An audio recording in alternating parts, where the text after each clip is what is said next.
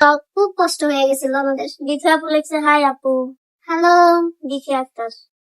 দুজনে মিলে রোজা ইসলাম। আচ্ছা হ্যাঁ মিললেন কবে না? আমরা তো আগে থেকেই মিলে ছিলাম, আমরা আবার কবে বিচ্ছেদ হলাম ওটা সিক্রেট ছিল একটু।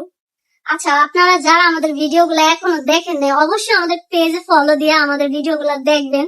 আমাদের ওই ভিডিও গুলাতে কিন্তু আমরা সবকিছু ক্লিয়ার করে দিছি। আমরা কখনোই দুজনে আলাদা হই নাই, না আমি কখনো আমার বাপের বাড়ি গেছি, না কাকুলির বাপের বাড়ি গেছে।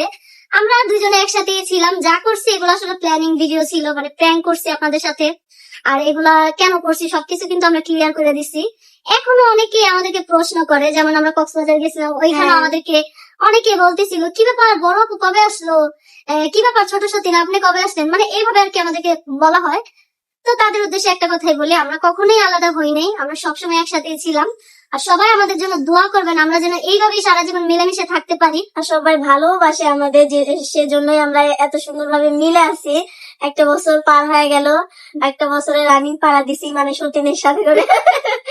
তো এই জিনিসটা অনেক ভালো লাগে। টাইমগুলো কোন দিয়ে গেল একটা বছর, আমরা 200 দিন মাঝে মাঝে বলি যে তোর সাথে এক বছর যে কেমনে পার করলাম, মানে বুঝেই উঠতে পারি না, একটা বছর চলে গেল আমাদের 200 দিনের একসাথে। আসলে সতীন নিয়ে সংসার করা যায় না। কবে আসবে ধামরাই? ইনশাল্লাহ কোনো একদিন, যদি আমরা অনেক মিস করি, অনেক বিশ্বাস করি। ইসলামপুর, তারপরে নয়হাট, আমরা মনে করো মাঝে মাঝে যদি 3 জন একসাথে বসে থাকি না, হঠাৎ করে মনে পড়লে 3 জন বলি যে এটা করছি ওটা করছি, অনেক মিস করি। আর ধামরাইতে আমরা যেভাবে ছিলাম আমাদেরকে সবাই অনেক ভালোবাসতো, সবাই অনেক পছন্দ করতো।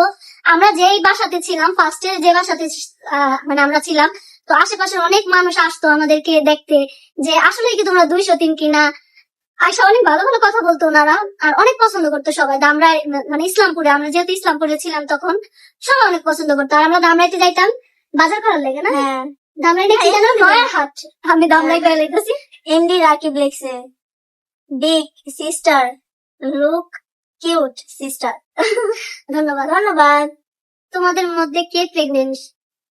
এই যে প্রেগনেন্ট আপু, নানা গুলু গুলু যেটা, আমার না সবাই বলে যে দেখা নাকি বোঝা যায় না যে আমি প্রেগনেন্ট, এটা কি সত্যি? মানে এইভাবে তুই যতটুকু মানে চলাফেরা করিস সেভাবে কেউ চলে না তো, মানে অনেক স্ট্রং ভাবে চলাফেরা করি। ওই হলো আগেকার যুগের লোক, বুঝছেন, মানে আগেকার যুগের লোকের কথাগুলো শুনে। আগের যুগের মানুষ নাকি কাজ করতো, সারাদিন দাঁড়িয়ে করতো, এটা করতো ওইটা করতো, মানুষ বুঝতেও পারে না যে বাচ্চা পেটে, আবার কই দিয়ে নাকি বাচ্চা হয়ে যেত। তবে আমারটা বোঝা যাবে, যেহেতু আমার ফার্স্টেও সিজার হয়েছে, এখনো সিজারই করা লাগবে। তো আসলে আগের যুগের মানুষের মধ্যে চলি কিনা জানি না, তবে অনেক স্ট্রং আমি। আসলে যতই অসুখ হোক, যত কিছু হয়ে যাক না কেন, আমি খুব মানে নিজের স্ট্রং রাখার চেষ্টা করি যে না কিছু হয় নাই। আর যদি বেশি খারাপ লাগে, যেমন ইদানিং আমি অসুস্থ ছিলাম কিছুদিন ধরে, তো ডাক্তার দেখাইছি, ডাক্তার দেখানোর পর ওষুধ আনছি, খাইতেছি, রানিং এখন ওষুধ খাইতেছি। তো আলহামদুলিল্লাহ আগের চেয়ে কিছুটা সুস্থ আছে। আমার বাড়িও ধামরায়, অনেক ইচ্ছা ছিল তোমাদের সাথে দেখা হতো, কপালে নেই। আবার হবে যদি আমরা জীবনে যাই, তাহলে আল্লাহ অনেকেরই আশা পূর্ণ করছে, অনেকের সাথে দেখা হয়েছে। দেখা হওয়ার পর অনেকেই বলে যে আপু তোমাদের সাথে যে দেখা হবে আমি কখনো কল্পনাই করিনি, কিন্তু তোমাদের ভিডিও দেখে অনেক ভালো লাগে। তো ওরা অনেক এক্সাইটেড হয়, আমার কাছে অনেক ভালো লাগে যে সবার সাথে এত সুন্দর মিলেমিশে আছি। তোমাদের এত ভালোবাসা আমাদের কাছে অনেক ভালো লাগে।